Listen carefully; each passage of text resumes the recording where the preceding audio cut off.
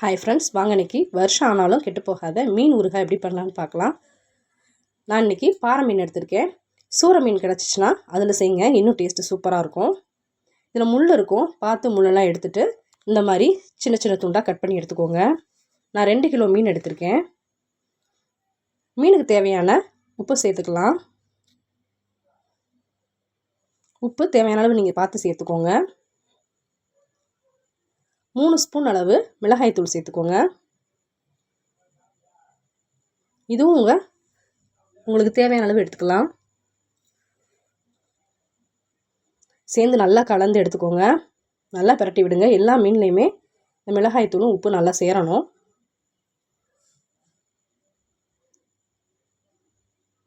பாருங்கள், எல்லா மீனையும் நான் இது மாதிரி கலந்து எடுத்துக்கிட்டேன்.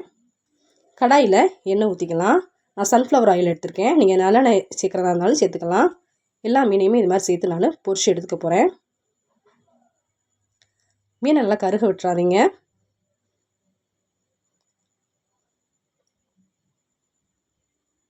மேலே கிறிஸ்பியாகவும் உள்ளே நல்லா வெந்திருக்கணும் மீன்.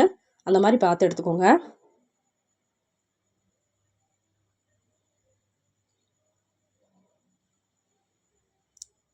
பாருங்கள்,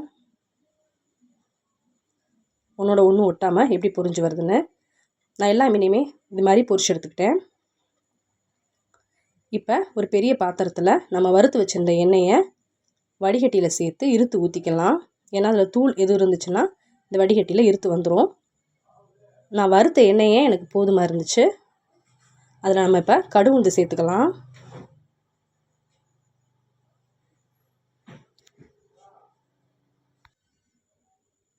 கடுகு உளுந்து நல்லா பொரிஞ்சதும் 2 கொத்து கருவேப்பிலை சேர்த்துக்கோங்க.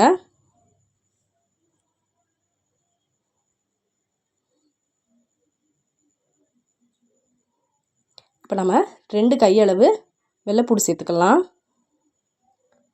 200 கிராம் வெள்ளைப்பூடு சேர்த்து நல்லா வதக்கி விடுங்க. நல்லா வதங்கிருச்சு. இப்போ நம்ம 4 பச்சை மிளகாய் இது மாதிரி கீரி சேர்த்துக்கலாம். சேர்த்து நல்லா வதக்கி விடுங்க. இப்போ நம்ம 1 கையளவு இஞ்சி சேர்த்துக்கலாம். 100 கிராம் இஞ்சி நல்லா வதங்கணும். இந்த எண்ணெயிலேயும் 1 ஸ்பூன் அளவு வெந்தயத்தூள் சேர்த்துக்குவோம்.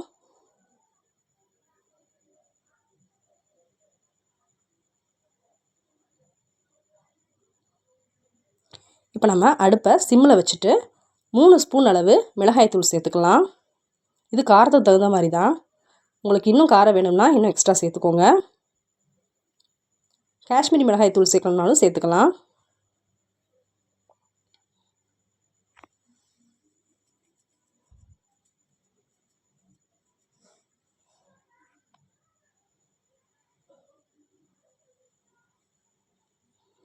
சிம்மில் வச்சு போட்டுக்கோங்க, இல்லாட்டி கருப்பாயிடும்.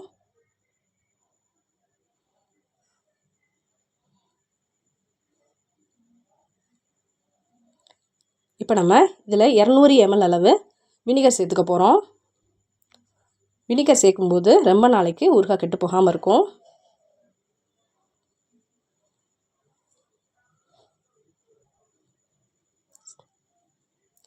சேர்த்து நல்லா அது மாதிரி கலந்து விடுங்க. ஒரு கொதி வந்ததும் வறுத்து வச்சுருக்க மீனை இதோட சேர்த்துக்கலாம்.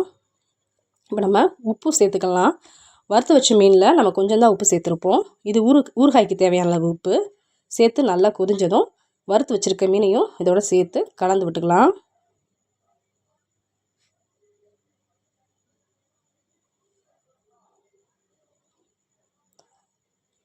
ஒரு 10 நிமிஷம் நல்லா கலந்து விட்டு இது மாதிரி வத்த விட்டுட்டு நல்லா எடுத்து வச்சிட்டாலே மீன் ஊறுகாய் நல்லா ரெடி ஆகிடும்.